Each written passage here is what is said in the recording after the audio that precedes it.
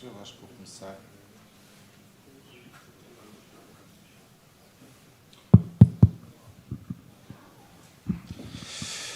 Bom dia a todos. Vamos começar o segundo painel. Estamos aqui com alguns problemas técnicos. Vamos tentar resolver as novas tecnologias para destas partidas. Portanto, nós vamos iniciar o painel. Este painel é sobre avaliação. Eu estou aqui muito bem assessorado por três pessoas muito importantes nas suas áreas, nas áreas da dança, da música e depois da área também da avaliação, de forma mais genérica. Já me estão aqui a tirar coisas que não sei bem o que é que se passa. E, portanto, lançamos aqui. Este painel foi projetado um bocadinho na sequência do último painel do último congresso, que já vai há 5 anos. Nós queríamos fazer o congresso em 2020 e que só conseguimos fazer em 2022, desta forma assim um bocadinho esquisita por causa destas coisas todas tecnológicas, por isso é que estamos assim com estes problemas. Mas nós queríamos que isto fosse um bocadinho a continuação deste painel. E falei com 3 pessoas importantes na área, a doutora Luísa Orvalho, da Universidade Católica do Porto, a Cristina Loureiro, diretora pedagógica das escolas, de várias escolas da região do Médio Tejo, e a Bianca, também diretora da Escola de Dança e também presidente da Associação Primeira Posição, certo? E, portanto, a única coisa que nós combinamos aqui foi o tempo que cada uma tinha, e como vocês estão a perceber, eu sou um bocadinho nervoso em relação ao tempo, e que combinamos que eram 10 minutos a cada uma. Portanto, eu revelo um bocadinho a minha impotência, portanto vou tentar que esse tempo seja cumprido, porque acho que é extremamente importante nós conseguirmos passar para as pessoas fazerem as questões, aos congressistas fazerem as questões, é por isso que nós estamos aqui, para os congressistas fazerem as questões devidas. Eu, em princípio, se o Rodrigo me der autorização, podemos começar com a doutora Luísa, ainda não, então podemos começar com a Bianca, pode ser? Desculpa lá esta alteração de última hora, mas começamos assim. Se não tiveres PowerPoint... Não, tens aí um microfone à tua frente, não precisas projetar. Se quiseres fazer daí, podes fazer. Posso ir para ali? Podes. O Rodrigo abaixa-se. Não, já estamos de saída. Já está. Pronto, finalmente, penso que as razões técnicas estão e vamos então começar este painel. Obrigado. Ora, bom dia a todos. Muito obrigada, antes de mais, à organização por nos proporcionar este momento de contacto humano. Agradeço também o convite para poder, enfim, deixar aqui algumas questões para podermos refletir em conjunto sobre aquilo que é a avaliação. É uma questão muito controversa, dá aso a, de facto, muita discussão. E por isso não venho cá, não é a minha pretensão deixar uma posição vinculada sobre se sou a favor ou não sobre este sistema atual de avaliação, mas sim lançar algumas questões que possamos vir a refletir depois, mais à frente, quando puderem de facto partilhar também a vossa posição. Avaliar de facto é complexo e avaliar arte é ainda mais complexo. Vou colocar algumas questões mais filosóficas, algumas mais ideológicas, outras mais práticas. E vou começar precisamente pela questão mais filosófica, que é essencialmente uma pergunta que não tem resposta. Gostava de perguntar se eventualmente a expressão de um ideal artístico, ou de um ideal estético, perdão, que traduz uma beleza, um ideal de beleza, através de uma atividade criativa individual ou coletiva, se é passível de ser quantificada. A minha pergunta é possível quantificar beleza? É possível quantificar criatividade? E a arte, como se sabe, está intimamente ligada com estas duas questões: a estética, a beleza e a criatividade. A minha área é particularmente a dança, embora tenha feito formação, o curso de música, mas a minha intervenção é para a arte em geral, música e dança, mas ainda mais centralizada naquilo que é a avaliação do ensino artístico especializado na área da dança. E, ainda mais concretamente, pronto, pode haver aqui alguns comentários da minha parte que possam perceber que a minha área é, de facto, a dança clássica e não a dança contemporânea, mas tudo está dentro da área da dança. Então, a minha primeira pergunta, enfim, retórica, é se de facto a arte é passível de ser avaliada. Esta é a pergunta mais abrangente, mais filosófica, que vou passar agora de seguida a outra questão, enfim, a uma partilha do que é a ideologia da avaliação partilhada pelo nosso sistema educativo atual. E passo a citar o que refere na portaria 223 e na 229A. O que me parece, aqui um parênteses, que melhor seria impossível de descrever. Lá está, uma questão ideológica. Então, a portaria refere: a avaliação assume um caráter contínuo e sistemático ao serviço das aprendizagens. Fornece ao aluno, encarregado de educação, professor, outros intervenientes, a informação sobre o desenvolvimento do trabalho, qualidade das aprendizagens e percursos para a sua melhoria. Isto é uma ideologia daquilo que deve ser a avaliação. E confesso que, como referi há pouco, melhor não saberia escrever. Agora vou focar uma questão prática. Enfim, aqui naturalmente tenho o meu cunho da minha interpretação, mas que eu penso que é transversal a muitos de nós aqui presentes. A avaliação é, pela sociedade, vista como uma forma de classificar, de selar os nossos alunos, e é evidente, estamos dentro de um sistema de ensino, mas neste momento a avaliação serve para quê? Serve para classificar, selar os alunos, encaixá-los em gavetas hierarquizadas dentro do mau ao excelente. O que é que isto leva? Isto leva a uma sobrevalorização do resultado, em detrimento de todo um processo. Esta sobrevalorização do resultado é consequência de uma pressão social, do reflexo de uma exposição pública de uma avaliação final.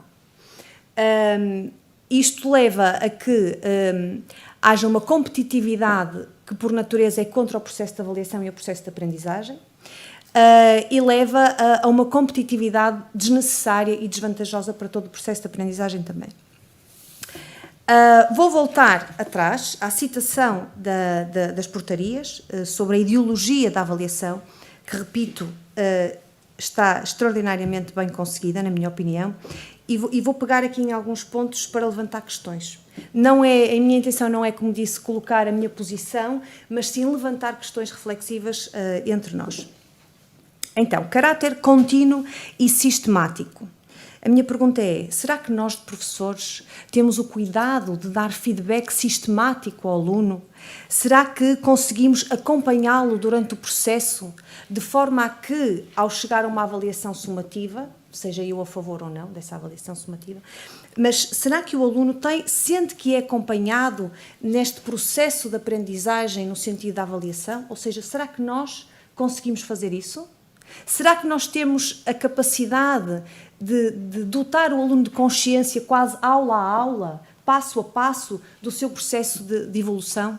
Será que nós somos capazes de ter se temos essa capacidade de abarcar tantos alunos e tantas turmas que temos?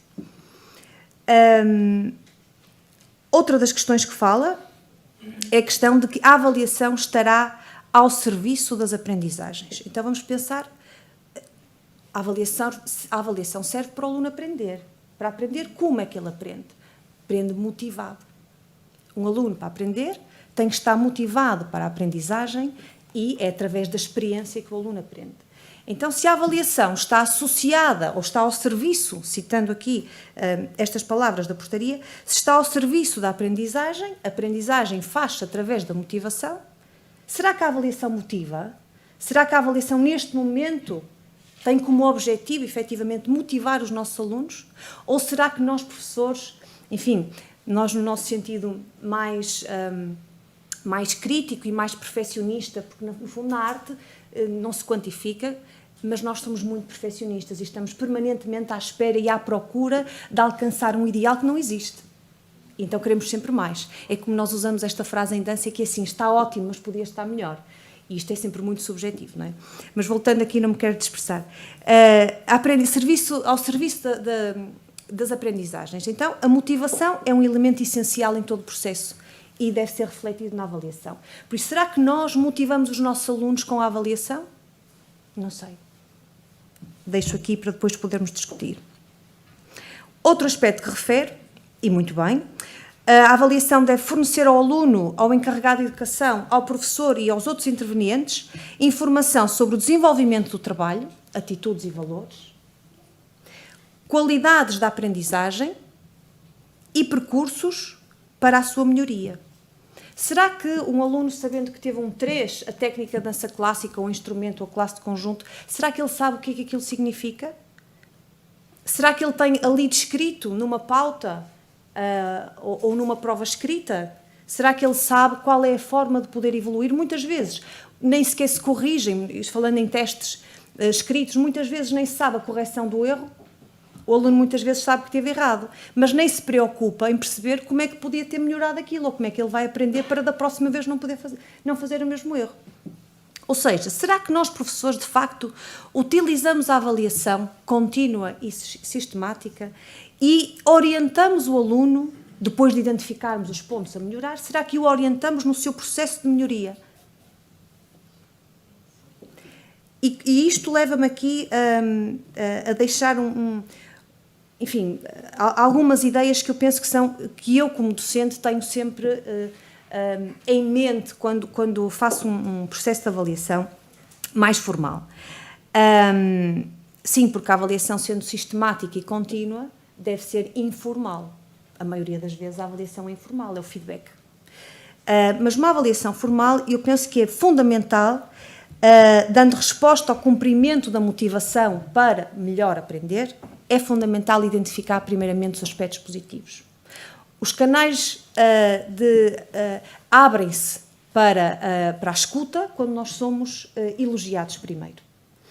É fundamental na minha perspectiva, e enfim, aqui será mais a minha vertente na área da formação da psicologia, que entende que um sorriso é espelhado na cara dos alunos quando nós primeiramente elogiamos. Adorei hoje trabalhar contigo. Aquela parte da aula é que temos que trabalhar mais, mas estou contigo, na próxima aula vamos trabalhar melhor aquilo. Concordas? Envolver o aluno no processo. A responsabilidade também no processo de aprendizagem. Eu ensino, tu aprendes. É um trabalho de equipa. Voltando à questão, parece-me fundamental, em todo o processo de avaliação, motivar, elogiar, elencar primeiramente os aspectos fundamentais, os aspectos positivos. Há sempre aspectos positivos. E nós, mais uma vez, à procura de um ideal que não existe, estamos sempre à espera de atingir, nomeadamente na dança clássica, mais pés, mais pernas, mais extensões, mais giros, mais saltos, mais tudo. E muitas vezes esquecemos de perceber a evolução, lá está o processo, e elogiar a evolução do aluno, muitas vezes de uma aula para a outra. Depois, abrindo esses tais canais de comunicação, o aluno está receptivo a perceber o que é que tem que melhorar. E aí sim nós devemos dizer, foi espetacular isto está a ser conseguido, ou está em processo de atingir, mas agora vamos nos focar naquilo. Se eu ficar por aqui, o aluno vai ficar a perceber o mesmo. Ok, eu tenho que trabalhar controle de centro do corpo. Ok, porque estou com pouco equilíbrio. Foi lançada a batata quente para o aluno. Mas e como? O que é que eu tenho que fazer? Por isso, em todas as avaliações, parece-me fundamental que estes 3 aspectos sejam claramente da consciência do aluno. Eu sou bom nisto, tenho a melhorar aquilo e o que é que eu tenho que fazer para poder conseguir alcançar esses objetivos. E objetivos são objetivos a curto prazo. Leva-me aqui também a outro ponto, também na portaria, que refere que a avaliação permite a revisão do processo de ensino e de aprendizagem. Lá está o processo ensino-aprendizagem e é curioso que é associado permanentemente a tal ligação entre o ensino e a aprendizagem. Para aprender é preciso um professor, para ensinar é preciso também um aluno. Ou seja, há aqui uma corresponsabilização deste processo. Existe sucesso na aprendizagem quando existe um bom professor, e um bom professor não é aquele que tem conhecimentos técnicos, é que tem uma boa capacidade de se relacionar com a faixa etária com quem trabalha e também tem pedagogia, o aspecto essencial em tudo aquilo que é o ensino. Voltando aqui à questão do permitir a revisão do processo de ensino-aprendizagem. Será que nós, professores, quando fazemos uma avaliação, e particularmente quando lemos a autoavaliação dos alunos, fundamental perceber o que é que o aluno pensa sobre ele, sobre a escola ou sobre o professor, mas nomeadamente sobre ele. Será que o aluno tem consciência dos objetivos que tem a traçar? É curioso que ainda ontem partilhávamos a falta de consciência dos alunos, principalmente do primeiro ano, que normalmente quando fazem, enfim, a autoavaliação no primeiro período, no final de elencarem os vários aspectos mais subjetivos, em alguns elementos mais técnicos, artísticos, depois no final a grande maioria entende que deveria ter um nível 5. E é muito curioso que os alunos não têm essa consciência. Claramente que isto é um processo, mas é fundamental o professor ter em consideração a autoavaliação do aluno. Isso diz-nos muito. E a minha pergunta agora é, será que nós utilizamos a avaliação dos alunos e a autoavaliação deles para, de facto, rever o nosso processo de ensino? Será que nós percebemos como melhor ensinar e como melhor chegar individualmente a cada criança? Será que nós pensamos sobre isto? Não sei. Isto leva-me aqui a outra questão, que é a uma questão que já falei atrás, que é de facto se a arte é mensurável, se conseguimos classificar e hierarquizar aqui a arte. Levando a uma questão aqui mais prática, que também discutíamos ontem entre colegas de dança, de facto nós conseguimos avaliar, mais ou menos, técnica. Nós conseguimos perceber se o aluno consegue subir na ponta porque tem determinados requisitos físicos para o conseguir fazer, se tem equilíbrio, se não tem, se sabe girar, se não sabe. Mas vamos pensar num patamar acima, nomeadamente no secundário, onde, e nomeadamente nas provas de aptidão artística, onde vamos partir do princípio que o nível técnico pré-profissional está atingido, e estamos já num patamar acima da avaliação. Aqui entra a identidade, e eu gosto mais deste do que daquele. É como ir ver um espetáculo de dança. Há aqui um juízo de valor que deve ser respeitado, que é o gosto. Eu identifico mais com a performance daquele bailarino do que daquele, e os dois são excelentes, tecnicamente são excelentes. E é extremamente difícil perceber, a técnica consegue-se mais facilmente avaliar, sem dúvida. A parte artística, a sensibilidade, a interpretação não se consegue avaliar, é uma questão de identidade. No curso de dança nós temos disciplinas puramente criativas. Nós temos dança criativa, temos expressão criativa. Como conseguimos nós avaliar isto? Nós conseguimos avaliar, e também falávamos ontem, nós conseguimos avaliar o que é um 5 em expressão criativa. É provavelmente o referencial do próprio professor. É provavelmente o referencial de aquele foi o mais criativo, o mais fora da caixa que eu tive, há de ser um nível 5. Este é muito menos criativo, por isso deve ser um nível 2 ou 3. Se o professor teve uma experiência muito mais vasta, se teve a oportunidade de trabalhar em diferentes escolas, eventualmente outros países, provavelmente vai entender que aquele nível 5 desse tal aluno fora da caixa, se calhar até um 3. Mas vem outro professor que provavelmente saiu da licenciatura ou da profissionalização e vai achar aquele aluno nível 5. Esta subjetividade do que é criatividade, ainda se torna mais gravosa na área da dança quando nós não temos um referencial comum das aprendizagens essenciais. Mais um minuto, está bem? Estou a terminar, obrigada. Ou seja, nós estamos, o que é excelente em termos de autonomia, porque todos nós, escolas, entendemos que o nosso currículo e os nossos documentos pedagógicos são os melhores, porque acredito que sim, mas, por outro lado, também permite aqui alguma maior desigualdade de avaliação no que diz respeito a uma coisa que tem que ser quantificável.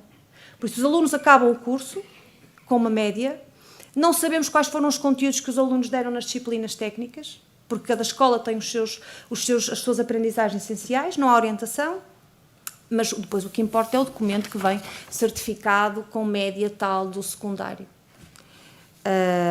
Há muito a fazer. A música está a anos-luz da dança. Anos-luz. Para finalizar, gostava só de deixar aqui duas questões. Uma delas é se, de facto, nós poderíamos substituir a palavra avaliar por apreciar. Curiosamente, apreciar é um sinónimo de avaliar, no dicionário. Mas eu interpreto, não sei qual é a vossa emoção, a vossa sensação relativamente a estes dois conceitos, mas para mim eu sinto-os de forma muito diferente. E se nós apreciarmos um aluno, envolve dar um feedback e não selar e não pôr um stamp em cada uma destas nossas crianças. O apreciar permitiria muito mais o quê? Permitiria muito mais focarmos num processo e não no resultado.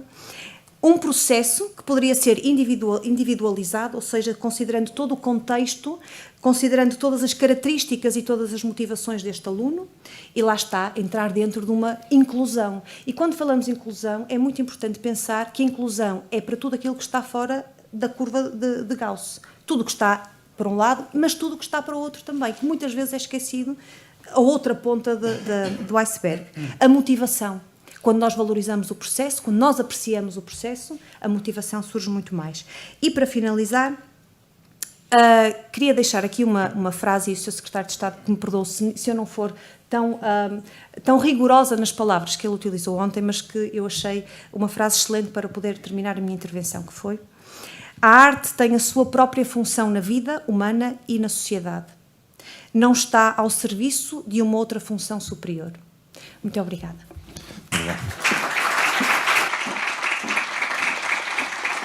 Obrigado, Bianca. Doutora Luísa Orvalho, força.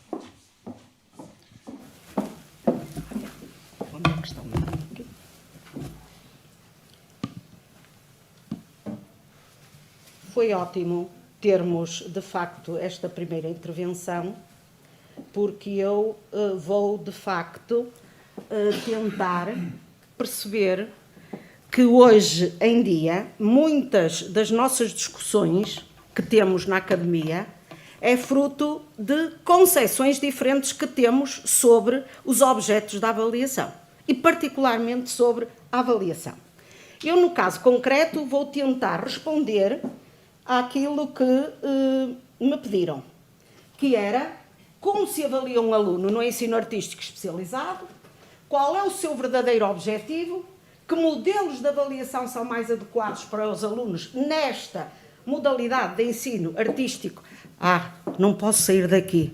Isto é que não dá liberdade nem criatividade nenhuma. Isto é tudo muito estressante. E que relação existe entre o ensino, a aprendizagem e a avaliação? Que foram muitas das questões que nos deixou aqui a doutora Bianca Tavares. Ok. Eu vou falar na área da música. A doutora falou na área da dança. Mas eu tenho que deixar aqui um parênteses, dizer que eu participei, fui consultora da IANC-EP para a elaboração e operacionalização das aprendizagens essenciais dos cursos profissionais e dos cursos artísticos especializados e, portanto, tenho, de facto, se não concordasse com os novos paradigmas e a necessidade que temos, exatamente, que vão no sentido que diz a doutora Bianca, mas não com o nome que ela lhe diz, apreciação, é mesmo avaliação, só que o conceito de avaliação, hoje, no século XXI, tem exatamente um conceito diferente que nós tínhamos, que era da primeira geração, a geração da medida, em que de facto nós avaliávamos os alunos e o que tínhamos que fazer, teorias da psicologia behaviorista, ok? Era encaixar os alunos num número. Aqui nós acabamos com os números. Não há números. Aqui o que há é de facto, uma nota que nós chamamos, um feedback escrito, que tem de facto que reorientar o aluno quando ele, na atividade que é proposta, ainda não atingiu o nível de desempenho que se pretende. Mas para isso, o que é necessário?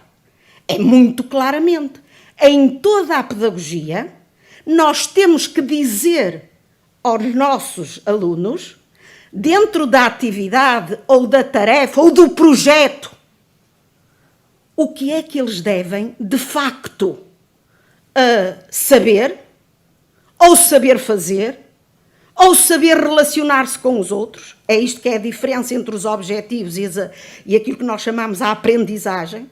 e os níveis, a aprendizagem tem muito, muito a ver com o processo cognitivo que nós queremos desenvolver no nosso aluno. Se estava-me a falar de testes escritos, se calhar o que eu quero é um nível dentro da taxonomia de volume que eles recordem, que eles memorizem. Mas também na dança e também na música eles precisam de memorizar. Mas é, digamos, um nível muito baixo, porque o importante é o criar. É aquilo que nós estamos aqui na área artística, é a criação. Basta ver os domínios em que se organizaram as aprendizagens essenciais para a área artística. Mas para não me perder, porque só tenho mais 7 minutos, não é? O que acontece é que deixo-vos aqui isto já tão antigo de Roberto Carneiro. Para mim, Roberto Carneiro foi de facto um marco, porque foi no momento em que se criaram as escolas profissionais. E vejo aqui alguns na audiência que são das escolas profissionais. E, portanto, as escolas profissionais tinham um modelo curricular modular completamente diferente e já muitíssimo avançado, que era a estrutura modular. Portanto, estou aqui a falar por uma série de diretores que eu vejo aqui à minha frente e também alunas da nossa universidade, e que ele dizia: temos tempo perdido demais numa hesitação doentia em mudar a sala de aula, os ambientes de aprendizagem, a avaliação dos alunos, o papel do professor e, obviamente, a formação inicial e contínua dos professores. Porque, como vos disse, sou professora de ensino, aprendizagem e avaliação, é a minha unidade curricular, no mestrado de ensino da música, e a primeira pergunta que eu faço quando me chegam lá os professores é: o que é ensinar? O que é aprender? O que é avaliar? E avaliar, dizem-me logo, dizem isto: avaliar é classificar. Eu disse: pronto, então vamos ver como é que vamos fazer isto para que vocês mudem este paradigma. De facto, o meu roteiro vai compreender, como me pediram, da teoria à prática. Eu só vou agora, muito rapidamente, e porque isto me suscitou a questão anterior e as anteriores do painel também, eu vou só falar nas tais, centrar-nos aqui das concepções e dos modelos que muitas vezes são o tal obstáculo à mudança do paradigma. E depois, dentro da teoria e da prática, vou-vos apresentar, de facto, como é possível, sistematicamente, avaliar sistematicamente, dar o feedback e, não com os meus exemplos, mas com exemplos concretos dos nossos alunos, que é isso que nós fazemos na nossa universidade. Fundamentalmente, falar aqui do tal instrumento de recolha de dados, porque nós temos, quando diz apreciar, quando é apreciar, nós precisamos de recolher as evidências, de saber como é que eles fizeram, mas perante um conjunto de critérios e, mais do que isso, as rúbricas de avaliação, que eu aqui não ouvi falar. E isso que vai acontecer, e acontece muitas vezes, quando nós fazemos convidados externos para apreciarem um determinado relatório de prática profissional ou de projeto de intervenção pedagógica, se não houver de facto ali uma rúbrica, e vamos já ver o que é uma rúbrica, é de facto isso, o referencial que diz o que é que eu vou avaliar, com que critérios e o nível de desempenho, que pode ser ainda não adquirido, em aquisição e adquirido. E não tenho nada que pôr 1, 2, 3, 4, 5. O que é isso? Ou pôr 8, 9, 14, 15. Como é que eu distingo um 14 de um 15 na arte? Impossível, não é? E, portanto, esses referenciais de avaliação têm que estar aonde? Onde não estão na maioria dos casos. Tem que estar no site das escolas. Uma boa escola do ensino artístico é aquela, tudo que vimos no primeiro painel, mas também é aquela que é transparente para os pais, para os alunos, para a comunidade em geral. E se eu quero saber o que é, como é que vai ser avaliado, com que instrumentos, quem, eu vou ver o referencial da avaliação e classificação dessa escola. A classificação é uma coisa, é o ponto final, é o produto. resultante de um conjunto de evidências de aprendizagem que todos nós vamos anotando, nós, professores, vamos anotando, nós, alunos, ou todos os professores que intervêm na avaliação. E diz, eu posso? Pode. Eu tenho, neste momento, 25 alunos e dá muito trabalho, dá, mas temos que ser espertos e dominar aquilo que são as ferramentas da web para nos permitir a todo momento dar o feedback aos alunos. Eu, por exemplo, só avalio na minha unidade curricular e ajudo os alunos a fazerem isso, eles estão encantadíssimos e fazem isso. Vou-vos dar os 3 exemplos concretos do que estão aqui, que os alunos enquanto mestrandos, agora e fizeram e continuam a fazer nas suas escolas do ensino básico e no ensino secundário. Não é? Ok. Está aqui porque tem aqui a Catarina que vai estar connosco da parte da tarde. E então, porquê? Descobriram esta motivação. Mas a vida tem que ser... eles têm que ser motivados. Sim, mas a motivação tem que ser intrínseca. Ok? E claro, se eu lá puser um 1 e um 2, eles não ficam nada motivados. Mas se eu disser exatamente essa nota escrita, estás a evoluir bem, mas vamos melhorar isto, aquilo, aquilo outro, face aos critérios que foram fixados. E é maravilhoso. E olha, eu não tenho descanso. Ninguém tem descanso. Porque eles estão tão motivados, estão a toda a hora a mandar. Mas é fácil, eu vim 3 horas de comboio, fui logo dando o feedback. A toda a hora. Porque o e-portfólio é uma das metodologias, é um dos instrumentos que podemos usar.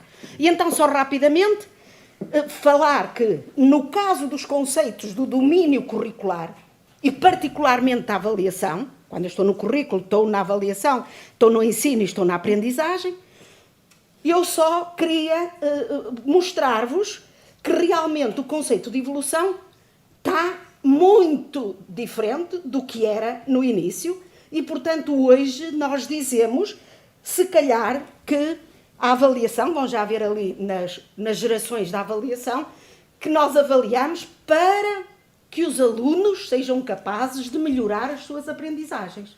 Mas como é que eles melhoram? Não é dar notas de 1, 2, 3, não.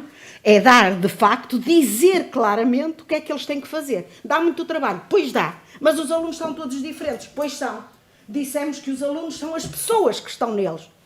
Ou seja, nós numa sala de aula temos uma sala de aula de alunos heterogéneos. E então nós precisamos previamente de conhecer os perfis de aprendizagem.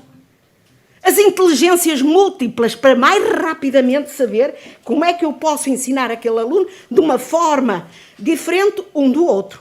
Porque isso são os materiais, é o que nós vamos fazer da parte da tarde no nosso ajuda-me científico. Não, painel não é de tarde, aquilo não é de tarde, é outra coisa, é científico. Sessão científica, é isso que nós vamos mostrar, como é que se constrói e tem que se construir os tais materiais didáticos, os materiais pedagógicos, que têm que ser diferentes de aluno para aluno, porque temos que praticar uma pedagogia diferenciada, diferente para os alunos, mas todos chegam ao mesmo lugar. É possível? É. Dá muito trabalho? Dá. Mas depois nós aprendemos com os alunos. Porquê? Porque eles fazem os trabalhos tão excelentes que na próxima edição nós já lhe damos como exemplo para se inspirar. Olha, o que é que fez este, aquele e aquele outro? Professora, agora estou a perceber. Ok. A avaliação pedagógica foi aquilo que nos disseram. A avaliação pedagógica externa das vossas escolas, mas nós aqui estamos a falar agora da avaliação das aprendizagens dos alunos. Mas para isso precisamos dos instrumentos, precisamos de definir claramente os critérios de avaliação, os descritores de desempenho. Eu não preciso estar sempre a dizer ao meu aluno o que é que ele tem que fazer, se eu previamente já lhe dou para cada rúbrica criatividade. Por exemplo, falou aí. É uma rúbrica que tem que ser formulada e descrita por todos os professores da escola. É uma rúbrica transversal. Como o trabalho da equipa, como a investigação, como não basta dizer na dança é assim e no português é assim. 2 minutos. Ok, olha, já não vou dizer nada. Para o ano chamam-me outra vez. Ok, reparem a evolução do conceito. Não estamos aqui. Não estamos aqui. Na primeira geração, que era uma medida, de facto, era hierarquizar os alunos numa escala, era uma avaliação normativa e isso não serve de nada. O que nós temos agora, depois se quiserem podem ver, aquilo foi sido enriquecido para a avaliação com descrição, que já começou a descrever o que é que o aluno devia fazer em termos de objetivos, ainda continua a ser behaviorista, mas depois começar-se a criar um juízo de valor, juízo esse que tem que, além da aprendizagem, através dos critérios de avaliação, e é o primeiro autor, e aqui não são ideologias, somos investigadoras, somos especialistas, e, portanto, através dos critérios, e aparece pela primeira vez a avaliação formativa e a avaliação sumativa. Mas, pessoalmente, agora, nós temos essa que é negociação e construção. A avaliação é construída pelo próprio aluno. O ensino tem que ser centrado na aprendizagem do aluno e não no ensino do professor. O conceito de ensino também mudou. Ensinar é fazer aprender. Se eu não fizer aprender os meus alunos, não sou professor. Portanto, e isto não é dizer passam todos. Não passam todos. O que eu tenho é que ter muito trabalho para, com modos, estratégias, ações estratégicas de ensino, que é isso que aparece nas aprendizagens essenciais. Nós temos os diferentes domínios que queremos avaliar nos alunos, criamos os ambientes da aprendizagem, que mais não são que as estratégias, as ações estratégicas de ensino, que têm agora que estar alinhadas com o quê? Com o outro documento curricular, que é muitíssimo importante e que foi o primeiro a ser definido, que são aquilo que são as áreas de competência que todas as escolas, independentemente de ser públicas, privadas, do ensino particular e cooperativo, seja do que for, desde o básico até ao secundário, têm que garantir que aquelas 10 áreas de competências do PASEO, do perfil do aluno à saída da escolaridade obrigatória, estejam garantidas. Não dizemos conteúdos. Não dizemos que o aluno, ao sair do curso secundário de música, tem que saber aqueles conteúdos. Por isso é que temos a tal autonomia curricular. Mas desde que garanta que essas competências do PASEO, que são 10, as grandes áreas, têm que estar, porque é isso que serve. Nós estamos numa sociedade altamente volátil, incerta, que está a mudar continuamente e, portanto, o que é que me interessa ensinar os alunos uma teoria que a seguir já vai mudar, certo? Portanto, depois disto, e rapidamente, as 4 gerações já vos falei, estamos a falar na avaliação pedagógica, que é esta exatamente que relaciona aquilo que o professor faz e aquilo que o aluno deve, de facto, aprender, mas não é só o professor e o aluno, é o professor, o aluno e todos os outros colegas. E por isso temos que ter, de facto, estes instrumentos de avaliação que nos permitam recolher estas evidências em termos de conhecimentos, em termos de capacidade, em termos de atitude. A formação é integral, é muitíssimo importante, não é? Não esquecendo que, estando na dança da música, que aquele jovem que eu tenho ali tem que contribuir para a formação cidadã. Ok. E, portanto, um dos instrumentos que nós valorizamos hoje, porque estamos na transição digital, mas isto já fazemos desde 2007, o e-portfólio de evidências de aprendizagem, que pode mostrar como é que o professor ensina e mostrar qual foi o processo de crescimento, de desenvolvimento que o aluno tem até ao final, quer ou do período, no vosso caso, ou no final do semestre, do nosso caso, ou no final de um determinado período. E isto porque, lembrar isto, que muita gente não sabe o que é que vai pedir aos alunos. Eles não sabem. Diz, chegamos ao fim e eles não têm consciência do que é que deviam saber. É a primeira coisa que têm que saber. Ok? Aliás, nós usamos um instrumento que é muito grato, e porque é da música, de Benjamin Zander, que é a Carta dos 20 Valores. E é na Carta dos 20 Valores, logo no início do a atividade do ano, da disciplina, quando começa, ou da unidade curricular, no nosso caso, em que eles têm que refletir sobre aquilo que está aprovado em termos neste caso, das aprendizagens essenciais, ou no caso nossa, das unidades curriculares, o que é que foi aprovado em Conselho Pedagógico e em Conselho Científico e aquilo que nos certifica, o que é que eles têm que saber naquela unidade curricular ou naquela disciplina. E, portanto, os alunos não podem partir para uma viagem sem saber para onde vão. Têm que conhecer. Agora, se o caminho vai ser direto, vou de comboio, ou se vou de avião, ou se vou de barco, ou se vou a pé, de trotinete, ou não sei o quê, isso vai depender da tal pedagogia diferenciada, da forma como cada um aprende. Mas, fundamentalmente, quando eu quero avaliar, tenho que saber qual é o processo cognitivo que eu quero que os alunos evidenciem para traduzir aquela aprendizagem que, no fundo, é ou o conhecimento, ou o saber fazer, ou a atitude. E, sendo assim, agora isto levar-me-ia a definirmos aqui o que são critérios de avaliação, como é que eles estão articulados em termos com o resto do início da tarefa e os descritores que já falei, que níveis de desempenho, portanto não posso pôr 1, 2, 3, não posso, não é uma nota, são especificações que todos têm sucintas e cada vez mais sucintas quando se trata, por exemplo, numa iniciação musical. Quando estou num secundário já posso falar de outra forma. Para quê? Para que os alunos saibam, os encarregados de educação saibam, a inspeção saiba, etc. Nós temos que prestar contas. E, portanto, nós costumamos usar, e é recomendado, ainda não adquirido, para não se dizer não adquirido, que é muito pesado, motiva, ainda não. Quer dizer que eu tenho consciência de que tu vais conseguir. Mas o quê? Resiliência, tens que trabalhar, etc, etc, etc. E, portanto, tem que ser toda a equipa pedagógica que tem que definir esse referencial de avaliação, aprovado pelo Conselho na escola, Conselho, e através primeiro dos departamentos e depois vai, de facto, ao Conselho Pedagógico, mas essas tais rúbricas são aquilo que eu digo, os objetos de avaliação. Se eu quero avaliar a criatividade, se eu quero avaliar isto ou aquilo, tenho que definir. E isto tem formas. Por exemplo, só com um exemplo prático, têm aqui um exemplo prático, por exemplo, os alunos vão fazer uma pesquisa sobre um determinado... Meu Deus!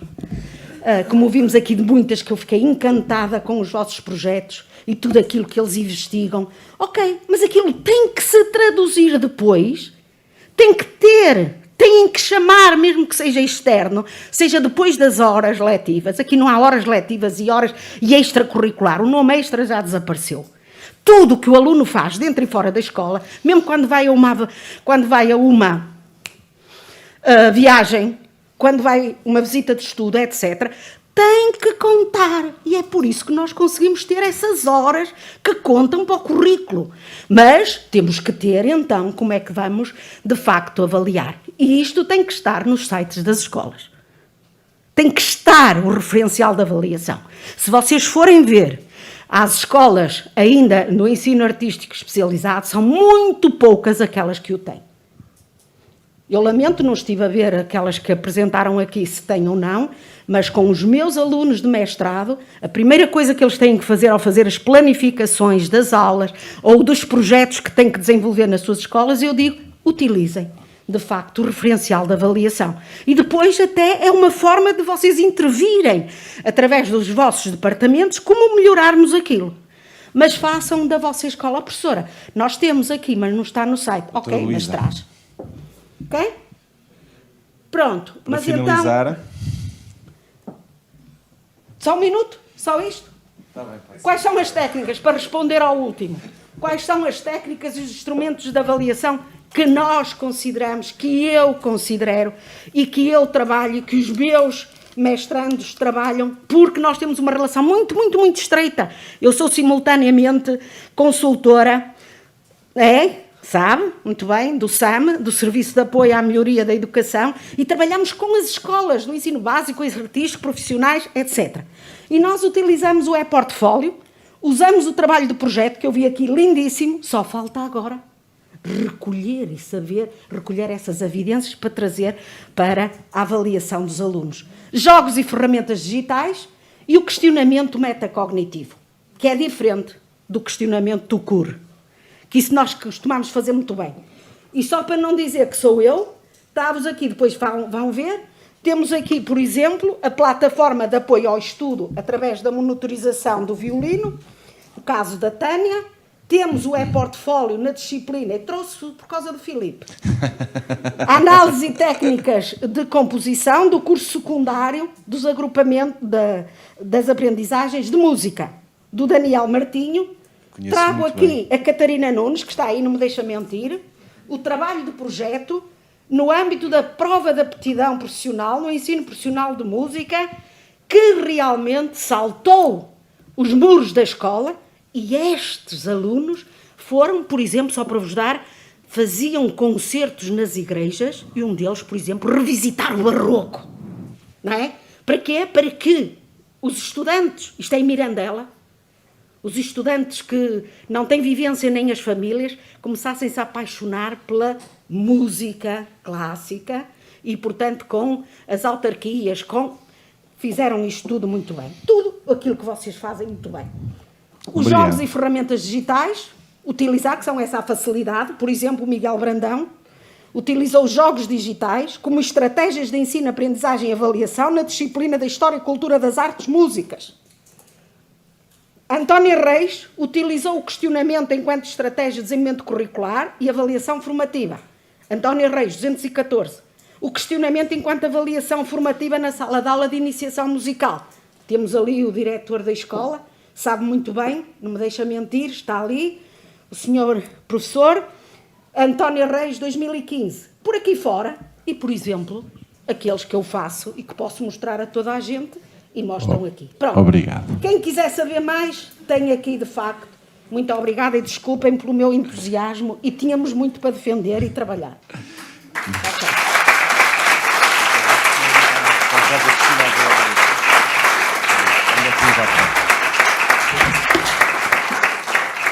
Eu avisei-vos, eu no início disse que tinha esta impotência de conseguir gerir o tempo com estas três figuras tão... Também começamos mais tarde, com 25 minutos de apresentação. Vamos lá então, Cristina, à próxima.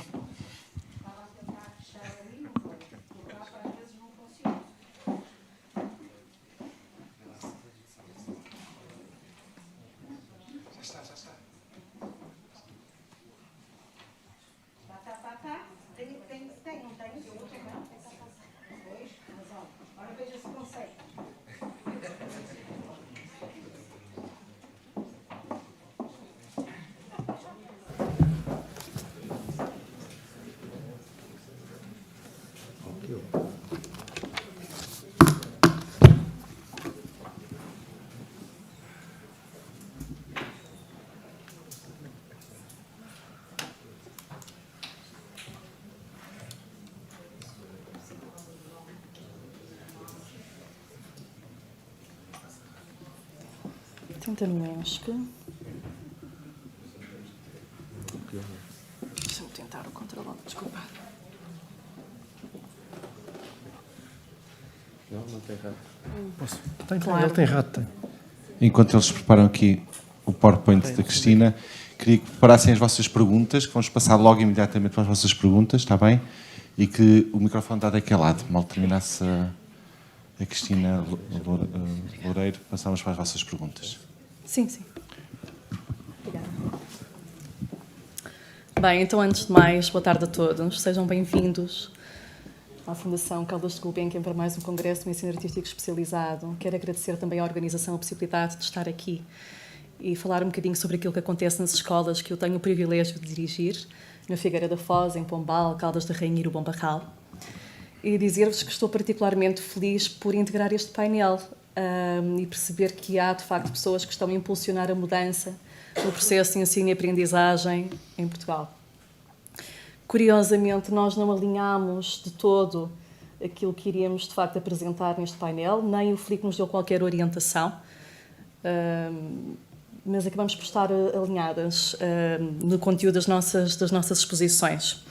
A minha apresentação vai incidir no modelo de aprendizagem, de ensino e de aprendizagem, que, a meu ver, ainda está obsoleto, apesar de percebermos que há pessoas que já estão a impulsionar esta mudança em muitas escolas do século XXI e que não difere muito daquilo que acontecia no ensino tradicional do século XX. Isto deve-se, a meu ver, a um fator fulcral e que tem sido descurado pelos sucessivos governos e ministérios também em Portugal. Não por incúria, acredito que não seja por incúria, mas sim por desconhecimento. E esse fator reside no fato que a educação não está ainda a acompanhar o que a ciência do comportamento já conseguiu provar sobre o funcionamento do cérebro humano e como é que este aprende. Ora, e como é que os senhores professores podem ensinar e avaliar se nada sabem sobre a forma como o cérebro aprende? E posto isto, vou tentar que reflitam comigo sobre se o modelo de funcionamento de avaliação das escolas do século XXI é o mais adequado para as necessidades dos alunos e também dos professores, à luz da época em que nós vivemos. Então, na cultura portuguesa, quando arranca o ano letivo, a prioridade dos senhores professores e das direções das escolas costuma ser qual? Planificar, não é? Portanto, organizam-se as reuniões de departamento e a prioridade acaba por ser planificar e agendar logo o quê? Exames, testes, provas e todos os outros mecanismos que vão acabar por traduzir o desempenho do aluno de uma forma numérica, de acordo com a classificação. Mas falta aqui algo. E onde é que está o tempo, que é importante, para nós podermos refletir sobre aquilo que nós andamos aqui a fazer no século XXI? Existe alguma atividade reflexiva nas escolas antes desta correria ocorrer? A Finlândia, como sabem, é tida como um dos países pertencentes às gerações para a frente. Lá a base curricular não é obrigatória, inclui objetivos e não conteúdos. E habilidades que envolvem o desenvolvimento emocional e também o desenvolvimento social. E aqui destaco aprender a ser um ser ativo, com discussão sobre as notícias, por exemplo, da atualidade, a formação de cidadãos através do desenvolvimento de competências pessoais e convívio, entre outras. Isto é tão importante. E a sociedade portuguesa ainda não deu este pulo na educação. A educação continua a funcionar no campo muito solitário do conhecimento científico isolado e no campo do teste. Mas e o que é que nos diz a neurociência sobre a educação? Na cultura portuguesa, durante anos, o ensino tradicional orientava ao feedback, que eu aqui ouvi falar e muito bem, tanto por parte da doutora Bianca como por parte da doutora Luísa, para encontrar o erro. Nós temos muito essa cultura na sociedade portuguesa. Isto fazia com que apenas transmitisse ao aluno aquilo que o aluno fazia de errado e desvalorizava, por outro lado, aquilo que o aluno fazia bem, corretamente.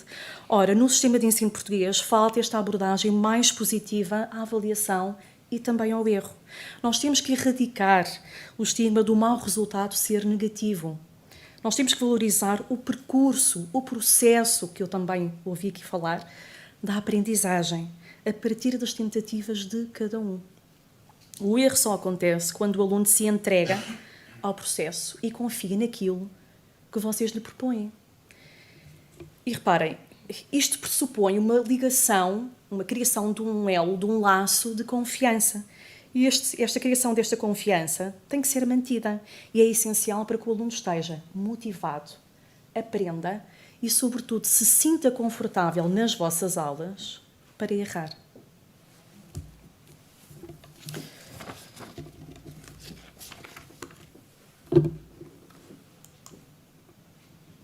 Reparem, nós não podemos estar aqui a defender que a avaliação é um veículo para compreender um ponto de situação do aluno, face à aprendizagem, e depois atribuir 60% ou 70% da avaliação aos testes escritos. Ou às provas, por exemplo, de instrumento, ou nas provas, por exemplo, que são realizadas na área da dança. E por que razão é que, se todos nós estamos de acordo aqui, nesta questão, acredito que sim, que todos estejamos de acordo. Se todos nós acreditamos e sentimos que o sistema tem que mudar, por que razão é que é tão difícil para nós encetarmos esta mudança nas escolas? É por culpa da legislação em vigor? Não sei. O que eu acredito é que isto poderá dever, sobretudo, ao facto de nós não termos sido ensinados desde pequenos, isto é possível ensinar-se desde pequenos e mais tarde, também academicamente, sobre como é que funciona e aprende o cérebro humano. Reparem, ninguém no exercício das suas funções, pretende prejudicar os alunos. Pelo contrário, o nosso objetivo é potenciar os alunos. Mas se nós não sabemos como é que funciona o cérebro humano, e se nas nossas funções do dia-a-dia nós acabamos por tomar decisões e agir de uma forma automática, porque é isso que acontece, isto acontece porquê? Porque o nosso cérebro está muito programado para procurar atalhos mentais que nos permitam economizar energia. E nós assim não conseguimos ajudar os alunos, nós temos que parar, porque senão andamos em loop. E o que é que acontece em loop? Nós não paramos para pensar, não pensamos fora da caixa e não inovamos. E quem é que será prejudicado nisto? Nós, que andamos cansados e desmotivados e queremos impulsionar a mudança e não sabemos como, e os alunos, em pleno século XXI, acabam por estar nas aulas a sentir aquilo que é uma aula de uma escola tradicional que acontecia no século XX, quando todos nós éramos alunos. Muitos de nós acabamos por reproduzir, em contexto de aula, aquilo que era a estrutura da aula quando nós éramos alunos. E não é por má vontade, não, é apenas por desconhecimento. Até agora. Então, se a avaliação não é a finalidade da disciplina, nós também não podemos andar a dizer aos alunos, isto é muito importante, ter cuidado com o estudo discursivo. Se não estudas, eu não sei como é que vais chafar-te no teste. Olha que o teste está a aproximar-se e tu continuas a não conseguir escrever a escala de Fá maior. Isto é impressionante. Temos que ter muito cuidado com a forma como nós comunicamos. E o que é que eu quero dizer com isto? Quero levar-vos a refletir um bocadinho sobre aquilo que são as vossas práticas. Vocês estarão a comunicar bem ou mal a vossa preocupação e o vosso objetivo. Se a vossa intenção é ajudar o aluno, têm que ser coerentes no vosso estilo discursivo e nas vossas ações. E isso significa que vocês têm que ter um estilo diferente daquele que era o estilo utilizado antes, se calhar, do ano 2000, que era extremamente punitivo. Eu vou fazer aqui uma analogia, puxando, por exemplo, para as nossas... Deixa de se captar. Puxando, por exemplo, para as nossas relações pessoais. Vou tentar brincar um bocadinho, está bem? Vocês estão todos muito sérios. E vou fazer uma analogia aqui ao amor. Quem é que aqui está apaixonado? Eu. Quem? Boa, muito bem. Fico muito contente aqui com o painel a ajudar-me. E vocês, têm vidas assim tão desinteressantes? Não me digam isso, não é? Vou ficar com pena de vocês. Quem está? Portanto, estão os três apaixonados. Ok, então vou começar aqui pela Bianca, até porque a Bianca é da área da psicologia e ela está a perceber onde é que eu vou tentar chegar. Não vou facilitar. Eu sei. Então, a Bianca está apaixonada pelo... Podemos saber? Sim, não é pessoa, é possível. Não é aquilo que eu pretendo o nome de uma pessoa. O João, muito bem. A Bianca está apaixonada pelo João. E durante 1 hora, a Bianca vai tentar demonstrar ao João o quanto a presença dele é importante na vida dela. E o que é que a Bianca vai dizer ao João? Aquilo que fez comigo quando eu cheguei aqui. Que foi, sorriu e disse, ai que bom ter-te aqui. Estou mesmo contente por ver-te aqui hoje. Mas isto são os primeiros minutos da aula. E dizemos ao aluno, olha que bom, ainda bem, estás cá novamente. Como é que correu o teu dia? Isto é tão importante. E depois o que é que acontece nos 40 minutos a seguir? Ó João, eu já te disse que isto não é assim. Mas, olha, repara, tu não podes colocar assim a bocadura, não foi isto que eu te ensinei. Tu lembras daquilo que nós fizemos na aula passada? Não, o pé não é assim que se fazem pliés. Tu lembras daquilo que a colega fez? Olha, eu vou pedir para ela exemplificar, mas presta atenção, porque tu estás sempre distraído. Sempre. E a Bianca tem este discurso com o João, que é, eu já te disse que não é assim que se lava a bancada da cozinha. Não é assim que se coloca a louça na máquina. E durante 1 hora... O João, durante os primeiros 5 minutos, sentiu-se bem acolhido, mas depois, nos 40 minutos seguintes, o que é que ele sentiu? Digam-me. Desmotivado. Criticado. E há uma diferença muito grande entre o que é a crítica e o feedback. Ok? Portanto, acham que a Bianca conseguiu demonstrar o seu amor ao João? Digam lá.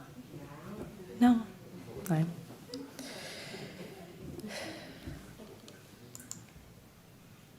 Então, comunicação, é sobre isto que nós estamos a falar agora. Comunicação eficaz. Tudo aquilo que acontece entre nós E o outro é a interpretação e a comunicação. Logo, nós deveríamos dar muito mais atenção à forma como nós pensamos e nos expressamos.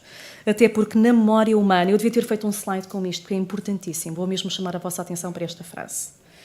Na memória humana, é a emoção que define a qualidade do registro. Esta frase é de um senhor que se chama Auguste Corrie.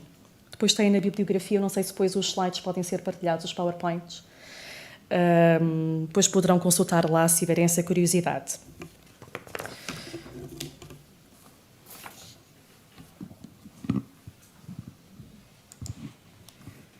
Ora, e quais são então os contributos da neurociência para o processo de ensino e aprendizagem? Estaremos todos nós a aplicar nas nossas aulas e nas nossas vidas pessoais também. E durante os momentos de avaliação, aquilo que os cientistas dizem sobre a neurociência e a neuroeducação, vocês acham que isto acontece? Sejam honestos. Se calhar ainda não. Se calhar ainda não, gostei muito. Foi como a questão da avaliação do desempenho, colocou-o muito bem, ainda não adquirido. É tão diferente de não satisfaz. É tão diferente de insuficiente. É tão diferente de dizer mal. Ok? Muito bem. Obrigada pelo contributo. E o que é que eu quero dizer com isto? Há uma diferença entre o achismo e aquilo que é a nossa intuição, que nós levamos muito para o nosso contexto de aula, e aquilo que diz a ciência. E vocês agora começam a perceber isto. Se calhar alguns já estão despertos para isto antes. Mas os que não estavam, a partir deste momento, já começam a ter noção disto.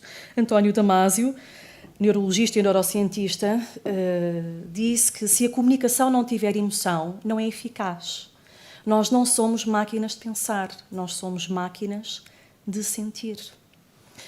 Reparem, a intervenção tanto da Bianca quando eu cheguei, a Bianca sorriu, tratou-me muito bem, e claro que isso mexe com as minhas emoções, eu sinto-me acolhida.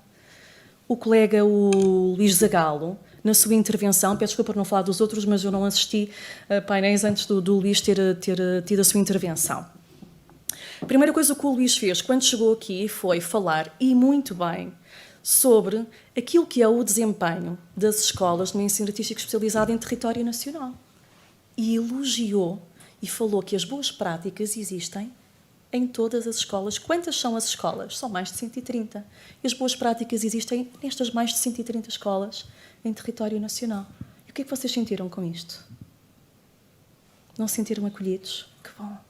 O nosso trabalho está a ser valorizado. E isto é extremamente importante também, transportar isto para contexto de aula. Se vocês têm um aluno que entra em contexto de aula e vocês nem o cumprimentam, sim, porque eu já nem digo dizer olá, como estás? Eu já vou um bocadinho mais à frente, que é, há muitos professores que estão sentados e os alunos entram e os professores continuam sentados, à espera que eles se sentem. Isto não pode acontecer em contexto de aula, vocês iriam sentir-se bem se isto acontecesse convosco. Não. É importante falar com as pessoas.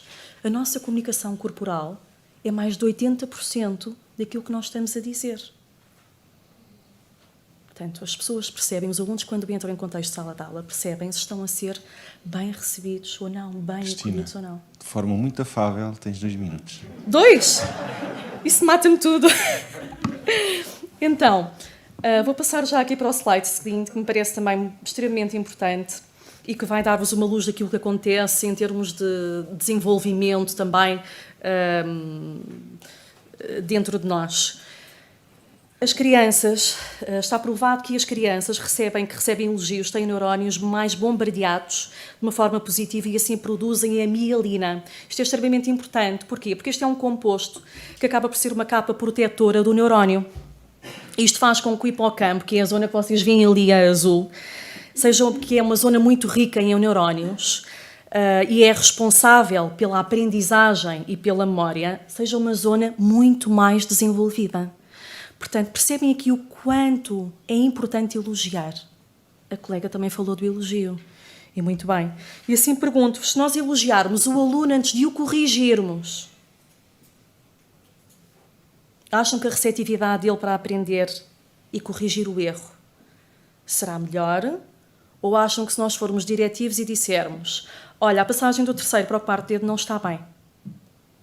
E agora vou tentar fazer uma outra forma, que é: sabes, adorei ver a tua postura assim que tu entraste, sentaste no piano, organizaste o teu portfólio, postura correta, preparaste o banco também para a tua altura, começaste bem, inspiraste antes de começar. E queria só dizer-te aqui, na passagem do terceiro para o quarto dedo, achas que podes tentar fazer assim? Entendem aquilo que eu quero dizer-vos, aquilo que eu quero transmitir-vos? Portanto, este sistema de recompensa é um precursor que antecipa e conduz a motivação no cérebro das crianças e de todos os adultos. E pode ser uma palavra de apoio, pode ser também um elogio. Isto não está automatizado em nós. Claro que isto não fazendo parte do nosso dia-a-dia significa que nós vamos ter que nos preparar para essa realidade. Nas escolas onde eu estou, todas as salas de aula têm um caderno de elogios que foi feito por cada um dos professores que lá está. Eles tiveram que reaprender a sua forma de estar em contexto de aula. É possível? É. Passado algum tempo isto passa a estar automatizado. Isto melhora tanto o ambiente escolar e tanto o nosso relacionamento entre pares e também com os alunos. Vou saltar aqui algumas questões porque já percebi que tenho muito pouco tempo.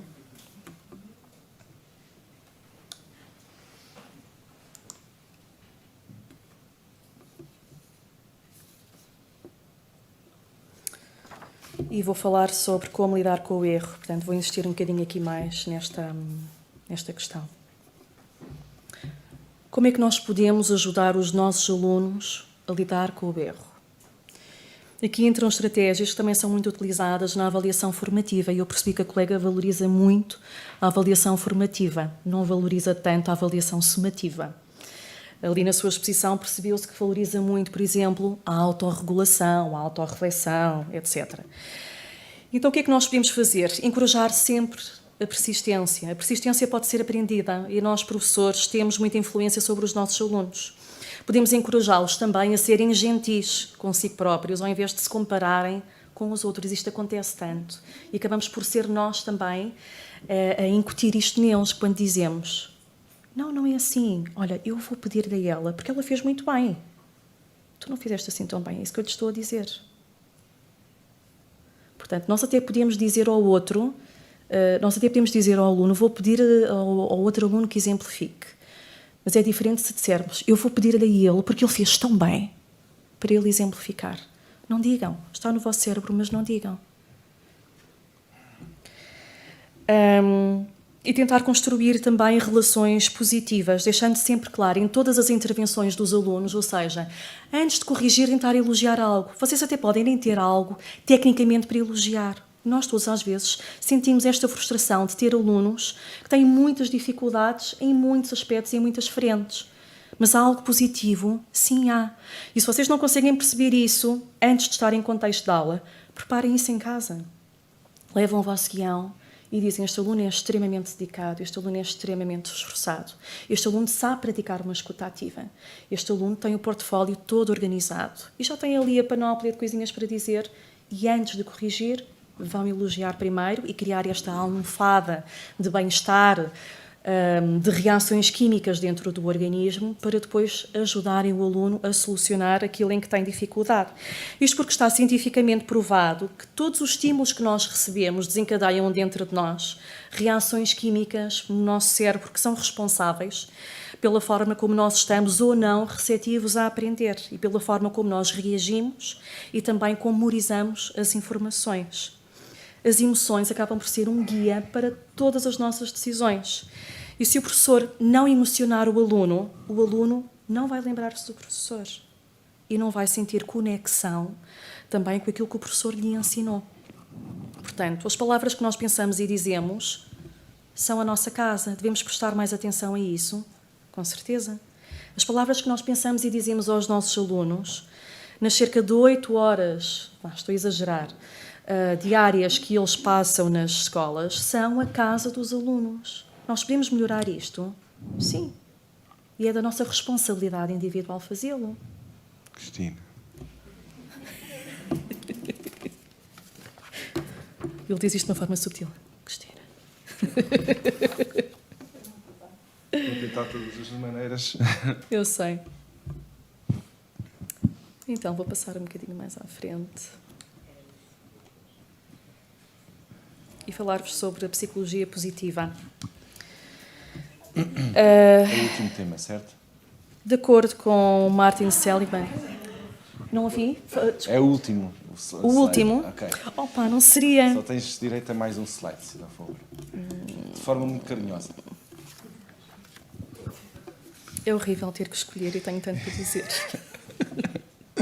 Se calhar ponhamos as questões, passávamos para as questões das pessoas e Então, depois... olha, vou passar para o último slide, que é, no fundo, aquilo que eu gostava de transmitir e aquilo que eu considero que é importante vocês retirarem desta apresentação, que é, nós não podemos falar sobre ensino, nem sobre avaliação, sem nos esforçarmos primeiro sobre a forma como o cérebro aprende. Portanto, é muito importante nós normalizarmos também a nível de ensino, falar sobre cérebro, falar sobre neurociência e falar sobre neuroeducação, aplicada à forma como os alunos aprendem. A avaliação tem mesmo que ser encarada de uma outra forma e temos que dar primazia à forma como comunicamos todos os dias. É muito importante também perceber qual é a diferença entre crítica e feedback. E tentarmos largar de vez a crítica, e nós que crescemos nesse modelo de punição, é importante não reproduzirmos, portanto, tentar largar a crítica e passar a dar o feedback. E dar o feedback como? Que é muito importante. Falar primeiro sobre as valências, os pontos fortes, sempre. Criar a almofada de bem-estar, produzir aquelas hormonas que nos fazem sentir bem, as endorfinas, as ocitocinas, entre outras, serotoninas. E depois de dar o elogio, de falar sobre as valências, a seguir é que nós vamos falar sobre o quê? As fragilidades. Ter muito cuidado na forma como se fala sobre as fragilidades.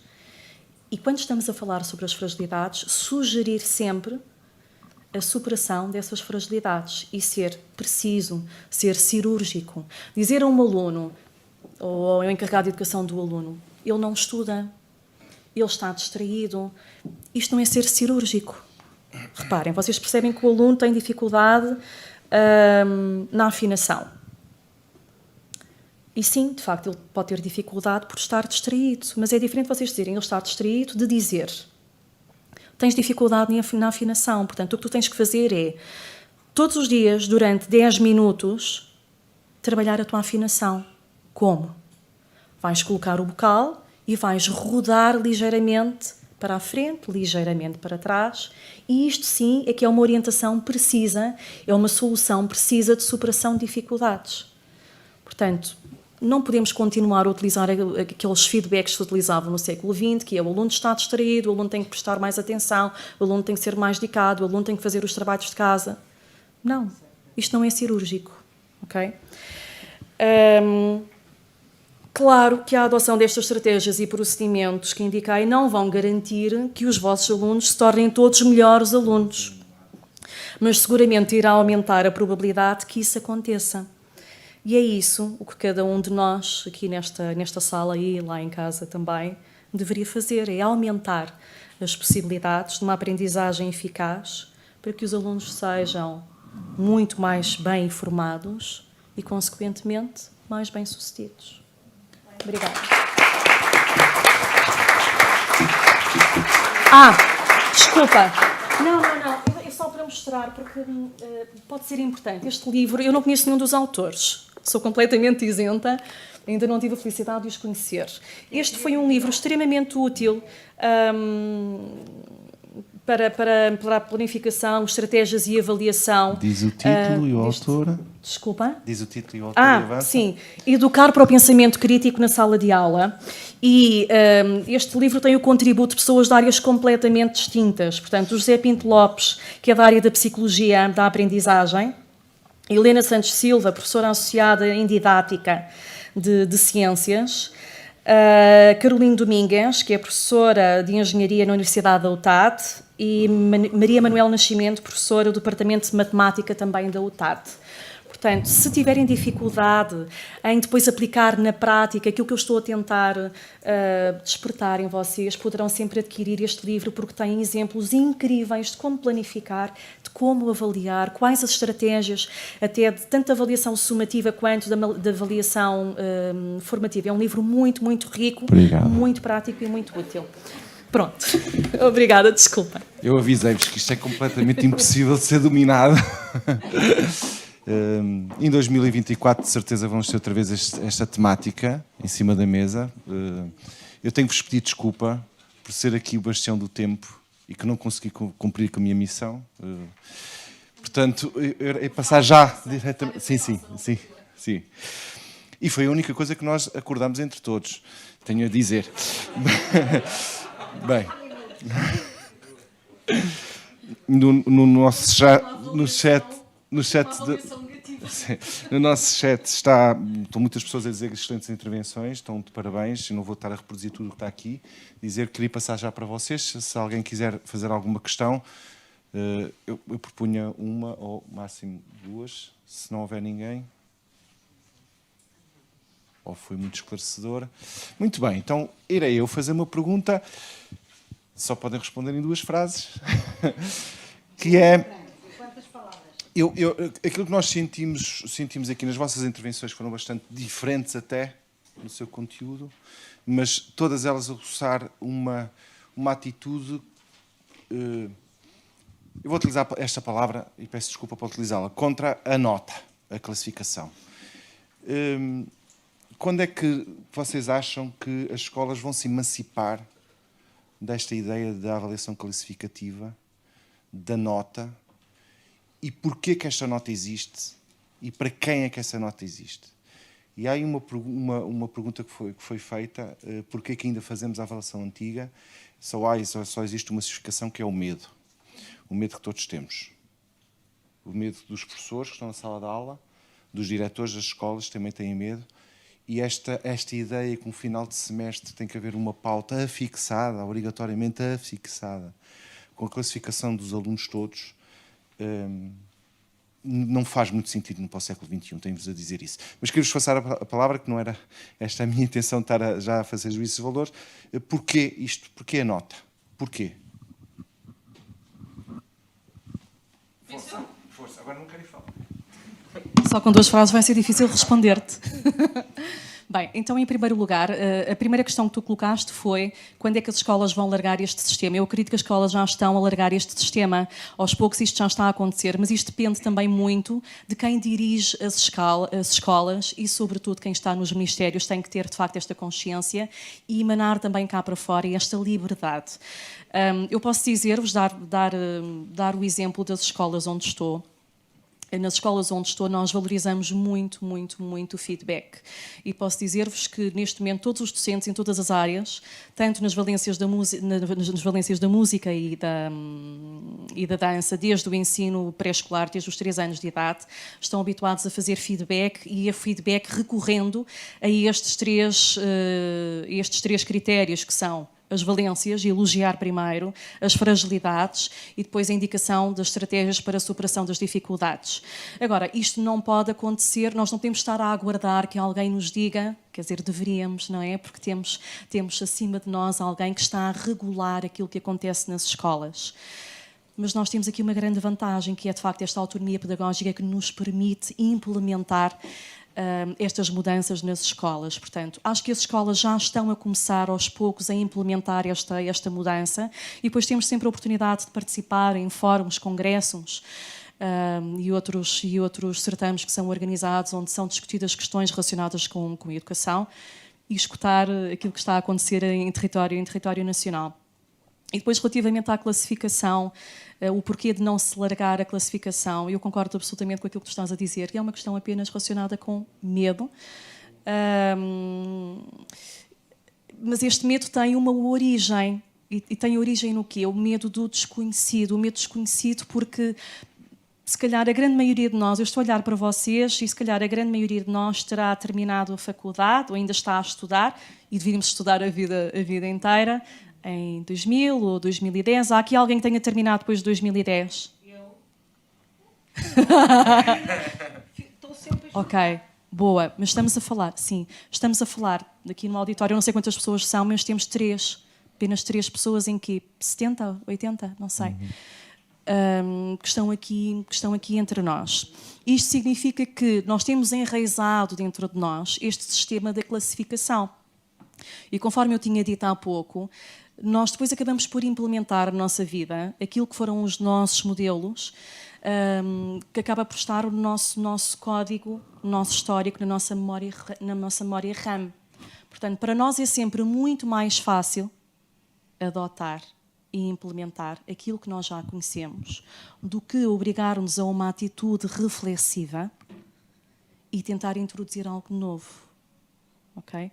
Portanto, sim, existe o medo, porque tem sido mais seguro recorrer àquilo que já existe e que todos conhecemos. Obrigado. Não sei se querem dizer alguma coisa. Telegraficamente.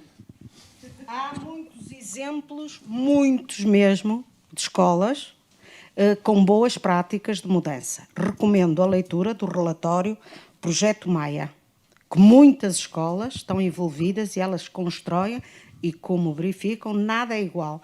Porque os contextos que eu não cheguei a falar, a pedagogia dos contextos, de facto nós não podemos ter rubricas diferentes de escola para escola de acordo com o seu projeto educativo. Muitas, vejam. Quanto à escala sumativa, claro, não há problema nenhum. Nós estamos assim hierarquizados. O que interessa é que o processo seja um processo de construção em que levemos os alunos ao máximo do seu potencial. Depois, nem todos são Beethovens. Portanto, nem todos têm 10, nem todos têm 20. Mas o ideal é levar todos ao máximo do seu potencial. E, portanto, não tenho mal nenhum de estar na escala de 1 a 5 ou de 0 a 20, porque também nos Estados Unidos fazem A, B, C, D, é a mesma coisa. Quanto a porquê é que isso acontece? Falta de formação contínua dos professores. Chegou-se agora aqui a ver que as pessoas muitas vezes não fazem, não é tirar cursos, não é? Mestrados, doutoramentos, licenciaturas, mas fazer a sua formação contínua. Hoje, toda a gente que está nas empresas tem que estar continuamente a formar-se. E os professores também. E, portanto, não é por falta de medo, eu acho que não, porque eles ficam muito felizes quando chegam às universidades e ficam admirados porque nem conhecem a estrutura curricular, nem os documentos, nem nada disso. Mas penso que vamos lá, estamos aqui hoje, todos unidos, entre escolas básicas, escolas secundárias, escolas do ensino, instituições do ensino superior, e é exatamente isso para aumentar estas parcerias eficazes. Estamos, de facto, muito interessados nisso e não chegou a falar, de facto, da pedagogia positiva, mas da Carol Dweck, mas seria muito importante, porque é isso que nos faz caminhar sempre com esta vontade. Eu já tenho tantos anos, olhem para mim, tantos anos, e estou sempre apaixonada, mas é pelos alunos. Obrigado. Obrigado. Bianca, telegraficamente. É muito rápido, eu só queria, não vou tocar nos mesmos pontos que falaram, vou só deixar aqui a minha elevada preocupação e na tentativa de sensibilizar a tutela para que reveja de facto a obrigatoriedade de expor publicamente os resultados que temos que dar, não é? Há aqui uma incongruência absurda no que diz respeito à necessidade de proteger relativamente aos dados pessoais, quer dizer, hoje em dia nem podemos perguntar a uma criança quanto calça e deixar isso num papel em cima da mesa porque já se torna público e, enfim, por isso há aqui uma incongruência relativamente a estas questões de dados pessoais, mas a exposição dos resultados de uma avaliação sumativa cria aqui muito maior impacto a nível da formação e do desenvolvimento das crianças e como consequência também a nível social.